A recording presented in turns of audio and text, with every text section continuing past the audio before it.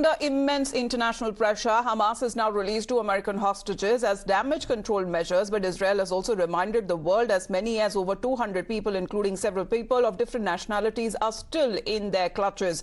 As even over 86 Nobel laureates who also penned an open letter to the UN General Secretary António Guterres, also taking a stand against kidnapping of children and using them as pawns and human shields in the theater of war. They've also made a fervent appeal saying, let the children go. However, Hamas says it will not discuss the fate of any Israeli army captives unless the Israel attacks on Gaza ends, and meanwhile the aid deliveries that began moving into the besieged Gaza Strip 2 weeks after Hamas's attack and Israel's airstrike response. As the UN Secretary General has said, the 20-truck convoy of the Egyptian Red Crescent moved into Gaza. The opening also came of more than a week of high-level diplomacy, talks and negotiations with various mediators, including visits to the region by the US President Joe Biden and the UK Prime Minister Rishi Sunak. On the other hand, as also Lebanon border fighting, which has intensified, Israel has claimed that a terror squad launched rockets into the area of Mount Dov from Lebanon, which actually fell into an open area. IDF surveillance has identified the squad and has manned the aircraft remotely attacked it. Also, terror launches that has been taking place when it comes to anti-tank missile towards the northern Israeli town of Margilut. Now, in response, IDF surveillance has identified a squad and remotely manned aircraft and attacked it as well. They have been claiming that a fifth of rockets fired by Hamas fell inside the Gaza Strip, killing innocent civilians. ביממה האחרונה, כ50 מהרקטות שארגוני הטרור שיגרו נחתו בשטח הרצועה. 50 מהרקטות. למעלה מ-550 רקטות הם שיגורים כושלים של חמאס ושל הג'יהאד האסלאמי הפלסטיני שהורגים אזרחים חפים מפשע בעזה. הם הורגים את האזרחים שלהם משיגורים כושלים. Times Now has also been in the war zone, bringing you exclusive ground reports. Pradeep Datta, senior editor, also speaking to the people there in Jerusalem to understand their feelings on the ongoing conflict that has now gone over for 2 weeks. Right now I'm in Jerusalem, and behind me is Al-Aqsa Mosque, that is symbol of peace and brotherhood. But unfortunately, Hamas terror outfit used the name of Al-Aqsa Mosque to carry out operation in Israel. They named it as Al-Aqsa Flood. How these terror organizations are using religion for their vested political interest. And here in this case also, name of mosque was used.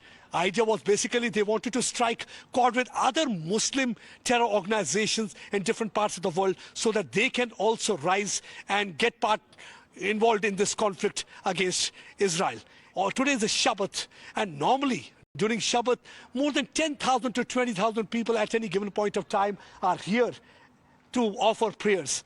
But hardly you will find any soul. Most of the streets here in Jerusalem were deserted. Look, reason is obvious. Most of the flights have been cancelled. Second reason is that there is hardly any tourists coming over to this place. Third is that even locals are staying indoors because of the rocket attack from Israel's side. You just look at this street. This is Al-Aqsa Mosque. This is a place of worship for the Jews, and nearby you'll find the church also. In this area you'll find all three faiths putting up together. Though it is a symbol, it's also a symbol of pluralism. But unfortunately, here some people are using religion for killing others. And that's what exactly the Hamas had been doing. Most of the world is for Israel because Israel didn't start the fire. They didn't kill anyone. I will not call it a peace. I will call it an airy calm that you can see here in Jerusalem. Most of the buses are stranded. The streets are empty. Markets were the deserted. Look, this thing should not have happened. Because on Shabbat, normally, I've been interacting with the people, they say there's a beeline of people waiting for their turn to offer prayers.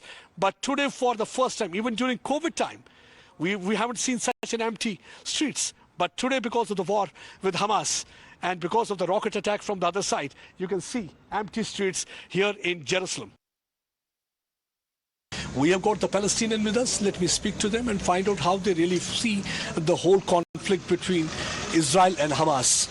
Hamas people entered inside Israel and then they killed women and children. How do you see that? There are people there in Gaza, like in big jail. Before 16 years ago, without food, without anything that they needed for humanity. There will be reaction for that. I'm asking you. So we have been talking to the people here in Palestine. They are saying that the situation in Gaza is not that good. Whatever is happening, it is basically the reaction to that situation. For the last so many years, they had been suffering. You think that it is basically the reaction to what is happening in Gaza?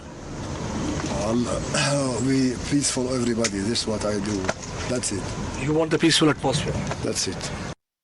So as the war between Israel and Hamas terror organization rages on, Hamas has claimed that its armed wing has released 2 American hostages from around 200 captives abducted in the attacks by the terror group.